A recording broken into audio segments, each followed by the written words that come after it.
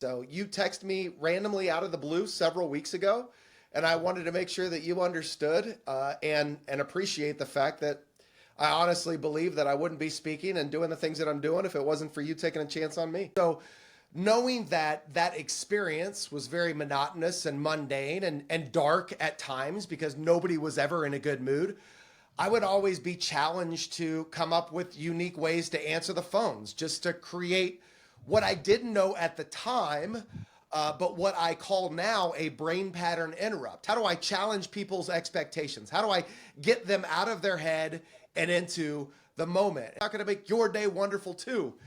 And some people would laugh and others would say things like, well, I'm glad that you're having a good day because I'm certainly not. And I love talking to folks like that, Chad, because when I hit them with I'm terribly sad to hear you're having such a bad day here. I take great pride here at Farmers Insurance at lifting people up a little closer where I am when we get off the call than when we first started.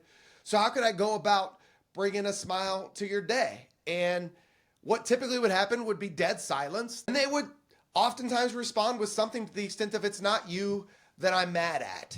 And so I would just carry this spirit with me, this energy, this enthusiasm that, to answer your question, I probably got from watching a lot of leaders who I wanted to be like and emulate. So I think that if you're present and you take the good and the bad from all the individuals with whom we connect, then maybe, just maybe, you'll be well equipped to make a difference in whatever the heck you do. And simply put, at the most basic level, if you focus on a deliberate connection to all that you do, whether it's the present, whether it's others or yourself, then all the struggles, all the roadblocks, all the KPIs that are stuck in your head, all the difficult discussions that you have with customers, the profit loss, all that stuff, it starts to dissipate and work itself out because you're focused on the things that are within your control. How to connect to the present, how to connect to others,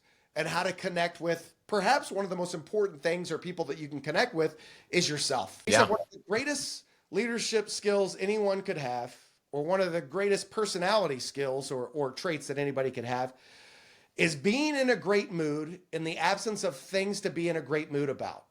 So I'll repeat, being in a great mood in the absence of things to be in a great mood about.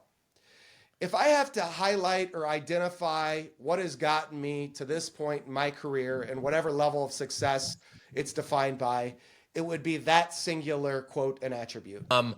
How do you combat, not that you give a shit, because I know you don't, but how do you combat people that are like, Paul, and I think you've ran into this before, like where people challenge you, like, dude, life is not that good. Most people go to the negative anyway. How do you continue to A, keep yourself positive, but B, also not convince, but just show people that there might be another way to look at this versus maybe the lens that they're looking through? Well, you have a phrase that you used it already today. I have an insane belief. I have an insane belief that what I talk about and focusing more on what's working and what's good as opposed to what isn't, I have an insane belief that that could alter your experience on this earth.